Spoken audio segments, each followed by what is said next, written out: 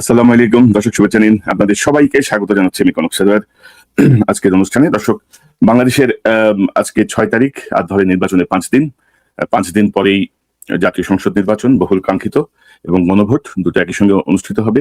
এবং আহ, জমজমাট প্রচারণা চলছে, যদিও অনেকে অভিযোগ করছেন যে একে জাতীয় নির্বাচন হচ্ছে তেমন আবহই তারা পাচ্ছেন না।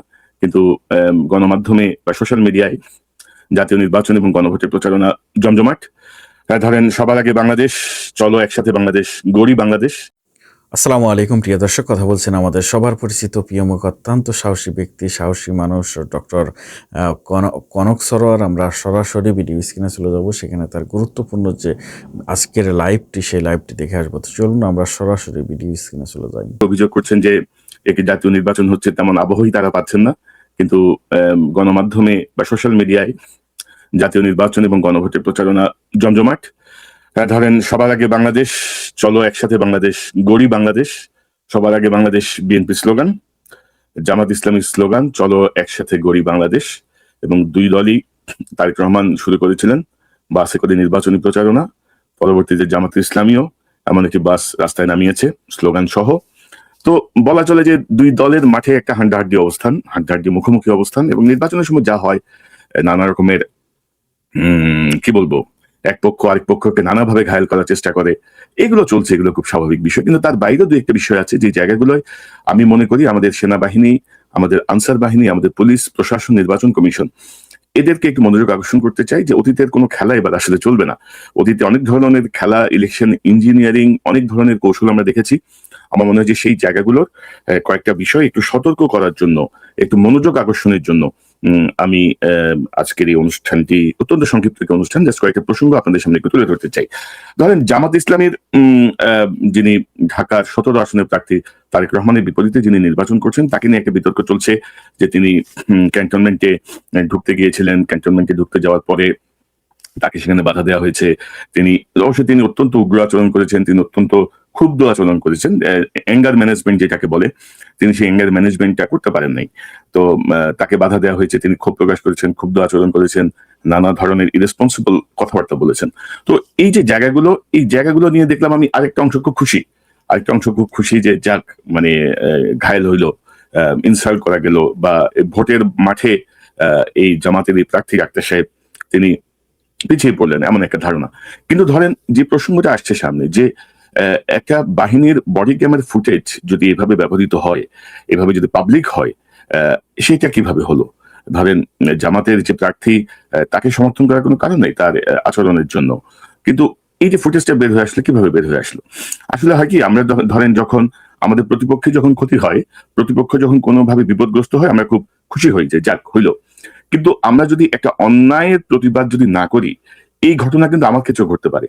কারণ কালকে যদি তারেক রহমান সাহেবের সঙ্গে এরকম একটা ঘটনা ঘটে, বা যারা এই ঘটনাটি ঘটিয়েছেন তারা যদি মনে করেন যে আমরা একটা কাউন্টার, একটা সমান দেখাইতে হবে যে আমরা তাকেও পছন্দ করি না, তো সেক্ষেত্রে আপনারা কি করবেন? ধরেন র্যাবের যে অস্ত্র সীমিতকরণ বা জবাবদিহি যদি না থাকে, ধরেন পুলিশ বলেন, প্রশাসন বলেন, কোথাও যদি জবাবদিহি না থাকে, একটি অন্যায় কাজের যদি প্রতিকার যদি সঙ্গে সঙ্গে না হয়, তাহলে কিন্তু সে সাহস পেয়ে যায়। ধরেন কোর্টের আদেশ ছাড়া তো এই বডি ক্যামের ফুটেজ রিলিজ হওয়ার কথা না। তো কারা করলো এই বডি ক্যামের ফুটেজ? এ ব্যাপারে কি আইএসপিআর দেখলাম এক বিবৃতি দিয়েছে। তারা বলেছে যে এটা অনেক আগে সলভ হয়ে গেছে, এই জাতীয় একটা বিরোধ হয়েছিল, সেটি দুঃখ প্রকাশের মাধ্যমে উভয় পক্ষই সমাধান করে নিয়েছেন। তো তারপরে এই বডি ক্যামের ফুটেজ কিভাবে আসলো? কোনো তদন্ত কমিটি কি হয়েছে সেনাবাহিনীর? সেনাবাহিনী কি এটি তদন্ত করে দেখছে? যারা খুশি তারা কি ভাবছেন যে তাদের ক্ষেত্রে যদি এরকম ঘটনা ঘটে, তারা কি তখনও খুশি হবেন? যারা এখন এই ঘটনার শিকার হলেন, তারা কি তখন উল্লাস প্রকাশ করবেন? অর্থাৎ হয়েছে কি, যে আপনাকে মানে বিধিসম্মত পথে থাকতে হবে, যেটি আমি মনে করি। যে আপনি ক্ষমতা দেখাবেন, আপনি একে ঘায়েল করার জন্য অন্যভাবে অন্য পথে যাবেন, সেটি কিন্তু আপনার দিকেও কিন্তু ঘুরে আসবে। সেই জায়গাটা আমি সতর্ক করতে চাই। এবং আমি নির্বাচন কেন্দ্রিক যতটুকু আমার পর্যবেক্ষণ বা যা কিছু, তাতে আমি দেখছি যে জেনারেল ওয়াকার সাহেব কিন্তু ভালো মানুষ। জেনারেল ওয়াকার সাহেব কিন্তু, আমি যতটুকু ওনার কার্যক্রম দেখছি, অতীতে সেনা প্রধানদের সঙ্গে কম্পেয়ার করলে হি ইজ গুড। এবং ধরেন যে 5ই আগস্টে হাসিনাকে বিতাড়নের পেছনে তো তার কিছু ভূমিকা ছিল। তো কিন্তু তাকে অলওয়েজ দেখবেন যে খুব, মানে কি বলবো, রাগত একটা চেহারা নিয়ে এসে কথা বলার চেষ্টা করেন, but this is not his real face. তিনি ভালো, কিন্তু প্রবলেম হচ্ছে যে তার আশেপাশে যেই মানে চেলা চামুন্ডা যেসব শিষ্য বাহিনী আছে, তারা কিন্তু তাকে বিভিন্ন সময় কিন্তু মিসগাইড করেন। মানে তার যে খারাপ কোনো ইন্টেনশন আছে সেটা আমি মনে করছি না। কারণ ধরেন রাষ্ট্র পরিচালনার জন্য বা আপনি যখন একটা ধরেন আজকে যদি ধরেন আমি যদি কোনো রাষ্ট্রীয় কোনো দায়িত্ব নেই, আপনার কি মনে হয় যে আমি এখন যেভাবে কথা বলছি বা আমি যা করছি সেটা করতে পারবো না? তখন রাষ্ট্রীয় আইন, প্রটোকল, পার্শ্ববর্তী রাষ্ট্রের সাথে সম্পর্ক, ইন্টারন্যাশনাল পলিটিক্স অনেক কিছু মাথায় রেখে আসলে সিদ্ধান্ত নিতে হবে। তো সেই জায়গাটায় ওয়াকার সাহেবকে আমার মনে হয় যে ওনার আশেপাশের যাদের দ্বারা তিনি পরিচালিত হন, অনেকেই হয়তো তাকে বিপথে পরিচালিত করছেন। এবং লক্ষ্য রাখবেন যে সকল কিছুর দায় কিন্তু আলটিমেটলি হেড অফ দ্য ইনস্টিটিউশনের, হেড অফ দ্য স্টেটের সকল দায়। যেমন বলা হয় যে রাষ্ট্রে যদি একজন নাগরিকও না খেয়ে মারা যায়, দায় কিন্তু প্রধানমন্ত্রীর, রাষ্ট্রপতির। তো সেই জায়গাটায় আমার মনে হয় যে ওয়াকার সাহেব নির্বাচন কেন্দ্রিক আমার মনে হয় না সেনাবাহিনীর পক্ষ থেকে কোনো ইঞ্জিনিয়ারিং এর পরিকল্পনা আছে। এখন পর্যন্ত ক্লিয়ার না। কিছু কিছু জায়গায় বিতর্কিত মানুষকে বসানো হয়েছে, কিছু কিছু জায়গায় বিতর্কিত লোকজন যারা অতীতের 2-3টা নির্বাচনের অভিজ্ঞতা রাখেন এমন কিছু ব্যক্তি চান্সে ঢুকে গেছেন। আমার মনে হয় যে সেই জায়গাটা আরেকটু স্ক্রিনিং করা প্রয়োজন। But overall I am happy with general Walker. তবে এই যে ধরেন জামাতের প্রার্থীকে নিয়ে জাহাঙ্গীর গেটে যে ঘটনাটা ঘটলো, আমি মনে করি একটা নিরপেক্ষ তদন্তের মাধ্যমে অত্যন্ত দ্রুত, কারণ এটা বাইর করার জন্য অত কঠিন লম্বা তদন্তেরও কিছু না, এটা খুব ইজিলি এটা নিশ্চয়ই এমন কেউ বের করেছেন যে যার সেই এক্সেস আছে, যার সেই পাসওয়ার্ড ভ্যালিডেট করা আছে সেই সার্ভারে, সেখান থেকে এটি ডাউনলোড হয়েছে। তো কে ডাউনলোড করেছে, কেন ডাউনলোড করেছে, আমার মনে হয় যে এই জায়গাটায় এটি কার্যকর পদক্ষেপ নেওয়া উচিত। এবং আমি মনে করি বিএনপির এই দাবিটি করা উচিত।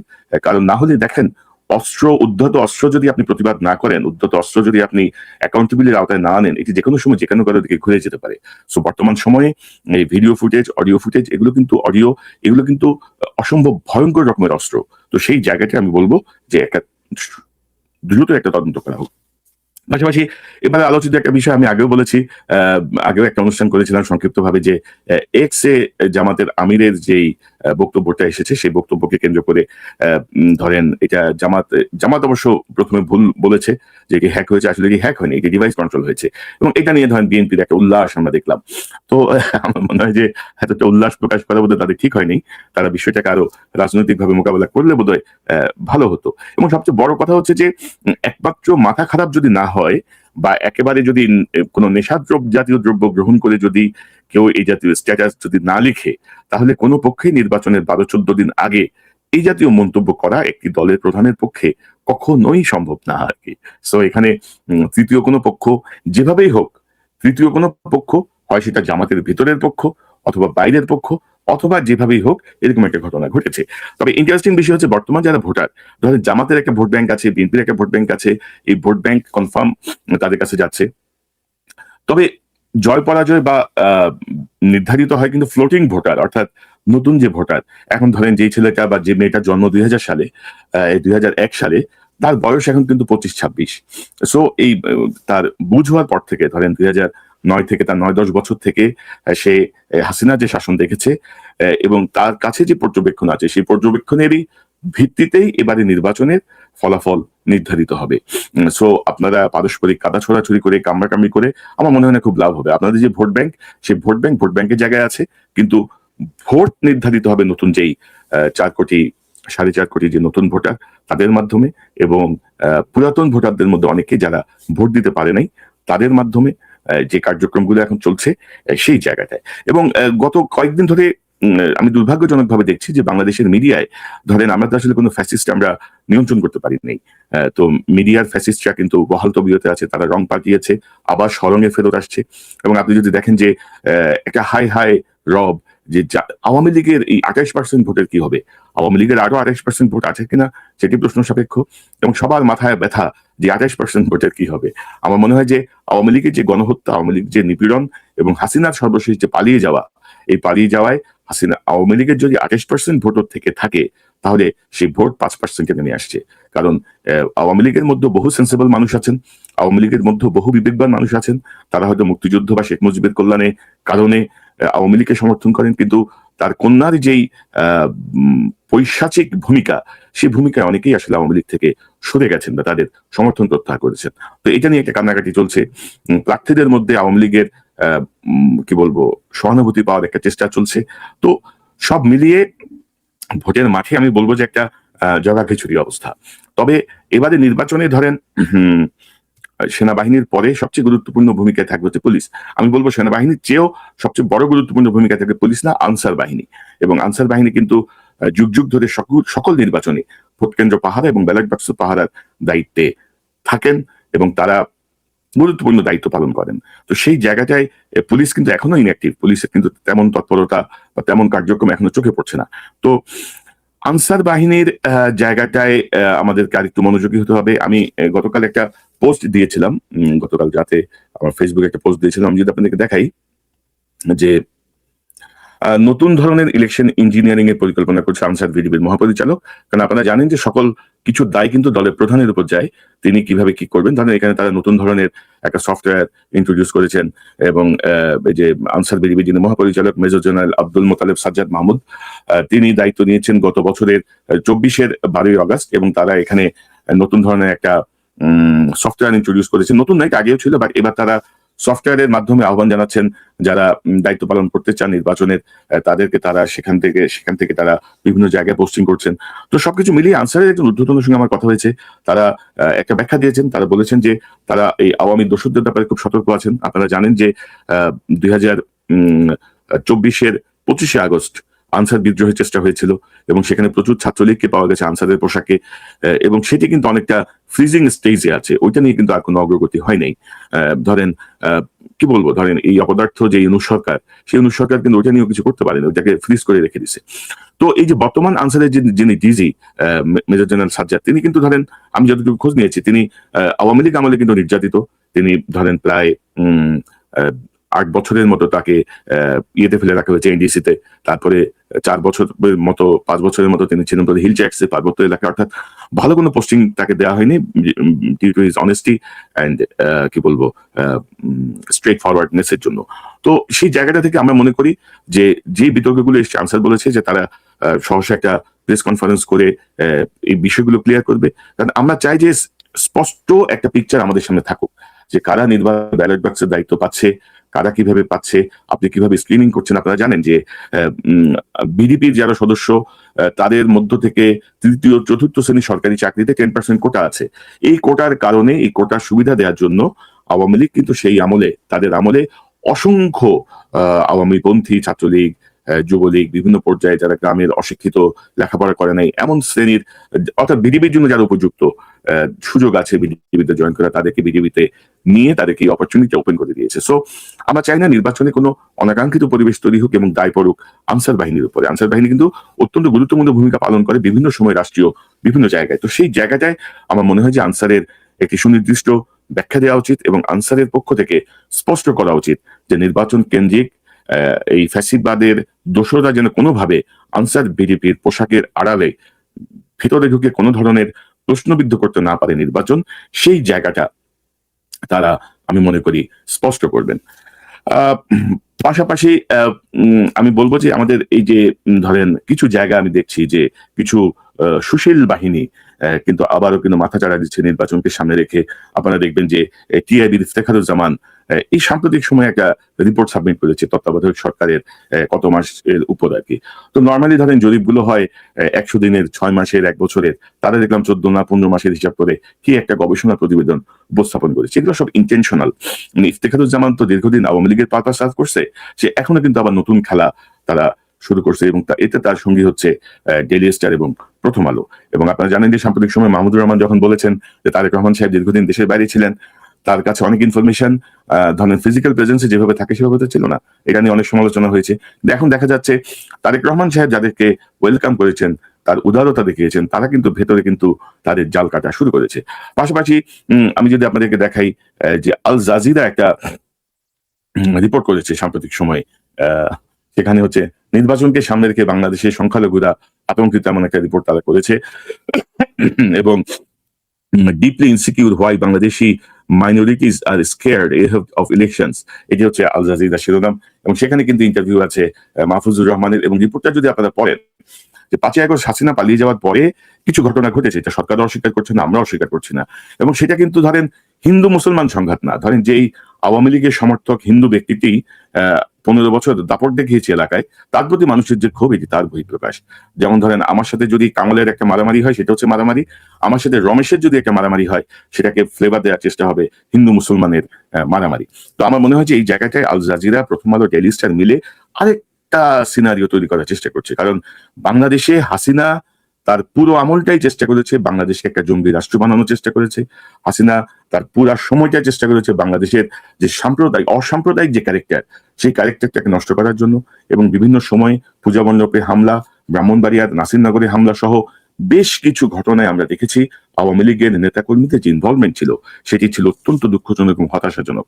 এবং যেটি বলা হয় যে 2001 সালে বিএনপি ক্ষমতায় আসার পরে মাইনরিটির উপরে যে নির্যাতন হয়েছে, হাসিনা গত তার যে 15-16 বছরের যে রেজিম, সেই রেজিমে কিন্তু এই অংশটা টাচই করে নাই। কারণ ওই অংশটা টাচ করলে দেখা যাবে যে এই ঘটনার সঙ্গে তাদেরই লোকজন জড়িত, অর্থাৎ নিজের নাক কেটে অপরের যাত্রাভঙ্গের যেই ঘৃণ্য রাজনীতি, সেই রাজনীতিতে কিন্তু আওয়ামী লীগ কিন্তু সেরা।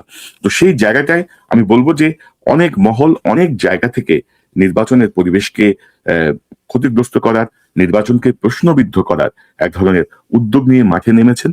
আমি সবাইকে সতর্ক করব, সাধারণ ভোটার যারা আছেন, দয়া করে আপনারা ভোট কেন্দ্রে যান, আপনারা আপনাদের ভোটাধিকার প্রয়োগ করুন, সাহসিকতার সঙ্গে ভোটাধিকার প্রয়োগ করুন। এটি আপনার অধিকার, এই অধিকার কেড়ে নেওয়া হয়েছিল, এবং সেই অধিকার ফিরে পেতে আপনাদেরকে সাহসী ভূমিকায় নেমে আপনাদের মতো করে আপনারা যাকে মনে করেন তাকে নির্বাচিত করুন। এবং আমরা বলবো যে এবারে নির্বাচনে জুলাই বিপ্লবের চেতনাকে আমাদের মাথায় রাখতে হবে। আমরা কোনো দুর্বৃত্তকে আমাদের সংসদে আনতে চাই না। সবার আগে বাংলাদেশ এবং চলো সবাই মিলে বাংলাদেশ গড়ি, এই দুটো স্লোগান কিন্তু খুব পাশাপাশি, খুবই কাছাকাছি। এই প্রধান দুটি দলের এই যে দুই স্লোগান, এই স্লোগান বিশ্লেষণ করলে আমরা বুঝবো যে আমাদের মহান জাতীয় সংসদে আগামীতে আমরা কাদের প্রতিনিধিত্ব চাই, কাদেরকে আমরা বসাতে চাই, কাদেরকে বসালে সবার আগে বাংলাদেশ বা চলো সবাই মিলে বাংলাদেশ গড়ির এই যে স্লোগান, এই স্লোগানগুলো কার্যকর হবে। তো সেই জায়গাটায় আমি দলমত নির্বিশেষে সকল ভোটারের কাছে, সাধারণ ভোটারের কাছে আবেদন, আপনারা দয়া করে আপনাদের বিবেক বুদ্ধি প্রয়োগ করে আপনারা নির্বাচনে ভোট দিন। বেহেস্তের আশায় ভোট দেবেন না, টাকা পেয়েও ভোট দেবেন না, বেহেস্ত না পাওয়ার আশায়ও ভোট দেবেন না। ভোট দেবেন শুধুমাত্র আমাদের একটি স্বনির্ভর সুন্দর বাংলাদেশ করার যে স্বপ্ন 54 বছর আগে মহান মুক্তিযুদ্ধের মাধ্যমে আমাদের বাংলাদেশের মানুষ দেখেছিল, সেই স্বপ্নকে আমরা যেন বাস্তবায়নের পথে নিয়ে যেতে পারি। আজ যেন ফ্যাসিবাদ যেন আমাদের মাথার উপর চড়ে না বসে, আজ যেন কোনো লুটেরা বাহিনী আমাদেরকে লুট করতে না পারে, সেই জায়গাটা মাথায় রেখে আমি মনে করি আপনারা সবাই ভোট দেবেন, এবং আমরা একটি যথাযথ সরকার গঠন করতে পারবো। এবং ইন্টারেস্টিংলি ধরেন, আমি কিন্তু স্ট্রেট আমার কোনো অবস্থান কিন্তু নাই, কোনো দলের প্রতি নাই। আমি চাই যে নির্বাচনে যোগ্য ব্যক্তিরা জয়ী হয়ে আসুক, যিনি সরকার গঠন করবেন। মানে সরকার গঠন কি, ধরেন সরকার মন্ত্রিসভা দেখলেই বুঝে দেওয়া যাবে যে আসলে এই সরকার কতটুকু কি করতে পারবে। যেমন ডক্টর ইউনূস মন্ত্রিসভা গঠনের পরে, উপদেষ্টা পরিষদ গঠনের পরে আমি একটা অনুষ্ঠান করেছিলাম যে কিং কর্তব্যভূমি ডক্টর ইউনূস। অর্থাৎ তখনই বোঝা যায় যে আসলে কে কি করতে পারবে, কার আন্তরিকতা কতটুকু, কে কতটুকু কি ভাবছে, কতটুকু পরিবর্তন হয়েছে আমাদের রাজনৈতিক মানসিকতায়, আমাদের ব্যক্তি মানসিকতায়। তো দর্শক, আর মাত্র 5 দিন, 5 দিন পরেই আপনাদের ওপর গুরু দায়িত্ব। এবং নির্বাচন কেন্দ্রিক কোথাও যদি আপনাদের কাছে যদি কোনো তথ্য আসে, কোনো বিষয় নিয়ে যদি আপনারা জানাতে চান, দয়া করে আমার এই ইমেল অ্যাড্রেস konoksaronews@gmail.com সেই ঠিকানায় যদি আপনারা পাঠান, আমি চেষ্টা করব সেই বিষয়গুলো সামনে আনার জন্য, সরকারের কাছে তুলে ধরার জন্য, নির্বাচন কমিশনের কাছে তুলে ধরার জন্য, এবং দেশের জনগণের কাছে তুলে ধরার জন্য। konoksaronews@gmail.com, অর্থাৎ আমার চ্যানেলের নাম @gmail.com, এই ঠিকানায় আপনারা যদি আমাকে ইমেল করেন, নিশ্চয়ই আমি সেই ব্যাপারে যথাযথভাবে তুলে ধরার চেষ্টা করব। নির্বাচন কেন্দ্রিক অনেক ধরনের কাটা ছোড়াছুড়ি হয়, অনেক ধরনের কি বলবো, এক পক্ষ আরেক পক্ষকে ঘায়েল করার চেষ্টা করে, তবে সেটি যেন ব্যক্তিগত পর্যায় পর্যন্ত না যায়। এবং আমার যতটুকু পর্যবেক্ষণ এখন পর্যন্ত, তাতে আমার মনে হচ্ছে যেন একটা ঝুলন্ত পার্লামেন্ট হবে বা একটা জোট সরকার ক্ষমতায় আসবে। তো বিএনপির পক্ষ থেকে ইতিমধ্যে বলা হয়েছে, তারেক রহমান সাহেব বলেছেন যে তিনি জাতীয় সরকার গঠন করবেন। জামাতের আমিরও এই জাতীয় ইঙ্গিত দিয়েছেন, তিনিও বলেছেন যে সবাইকে মিলে জাতীয় সরকার বা সম্মিলিতভাবে একটা সরকার গঠিত হবে। তো সেই জায়গাটায় ব্যক্তিগত আক্রমণ, ব্যক্তিগত কাদা ছোড়াছুড়ি যত কম হয়, ততই আমাদের ভবিষ্যতের সরকার গঠন প্রক্রিয়া সহজ হবে, এবং ভবিষ্যতের এগিয়ে যাওয়াটা আমি মনে করি সহজ হবে। দর্শক, আজকে এই পর্যন্তই। আরো বেশ কিছু গুরুত্বপূর্ণ বিষয় আছে, এগুলো নির্বাচনের আগ পর্যন্ত আনবো। এবং আমি ইতিমধ্যে বিএনপির চেয়ারম্যান জনাব তারেক রহমান এবং জামাতের আমির ডক্টর শফিকুর রহমান দুজনকেই আমন্ত্রণ জানিয়েছি নির্বাচনের আগে সর্বশেষ কিছু বিষয় নিয়ে তাদের সঙ্গে কথা বলার। যদি রাজি হন, নিশ্চয়ই তাদেরকে আপনারা এই স্ক্রিনে দেখবেন। আর রাজি না হলে কিছু করার নেই। আমার জায়গা থেকে আমি অনুরোধ করেছি, যদি রাখেন ভালো। এবং এর বাইরে আরো কিছু গুরুত্বপূর্ণ বিষয় হয়তো সামনে নিয়ে আসবো, যেটি আপনাদেরকে নির্বাচনে আপনাদের ভোটাধিকার প্রয়োগে, আপনাদের সিদ্ধান্ত গ্রহণে সহায়তা করবে। দর্শক, এই চ্যানেলটি সাবস্ক্রাইব করে আমাদের পাশে থাকুন, এই চ্যানেলের মেম্বারশিপ নিয়ে আমাদের পাশে থাকুন। আবারও দেখা হবে ইনশাল্লাহ। আসসালামু আলাইকুম। আসসালামু আলাইকুম প্রিয় দর্শক, দেশ কিংবা দেশের বাইরে যেখান থেকে বসে ভিডিওটি দেখছেন সবাইকে অনেক অনেক ধন্যবাদ এবং ভালোবাসা জানাচ্ছি। প্রিয় দর্শক, আশা করি পুরো ভিডিওটি দেখেছেন এবং বুঝতে পেরেছেন। অত্যন্ত সুন্দর আলোচনা করলেন, জ্ঞান গর্ভ আলোচনা করলেন, বর্তমান বাংলাদেশের পরিস্থিতি নিয়ে আলোচনা করলেন। সবার পরিচিত প্রিয় মুখ, অত্যন্ত সাহসী ব্যক্তি, সাহসী মানুষ ডক্টর কনক সরোয়ার। বাংলাদেশের যতগুলো সাংবাদিক রয়েছে তার মধ্যে অন্যতম ডক্টর কনক সরোয়ার। তিনি আসলেই দেশকে ভালোবাসেন। তার দেশের প্রেমের অনেক উদাহরণ আমরা দেখতে পেরেছি। প্রিয় দর্শক, আপনারা জানেন যে এই মুহূর্তে বাংলাদেশের ত্রয়োদশ জাতীয় সংসদ নির্বাচন হচ্ছে। সেই নির্বাচনকে ঘিরেই নানান আলোচনা, নানান সমালোচনা, কে ক্ষমতায় যাবে, কে ক্ষমতায় যাবে না। এবং ইতিমধ্যেই ভারতও তাদের সুর পাল্টাতে শুরু করেছে। যে কোনো সময়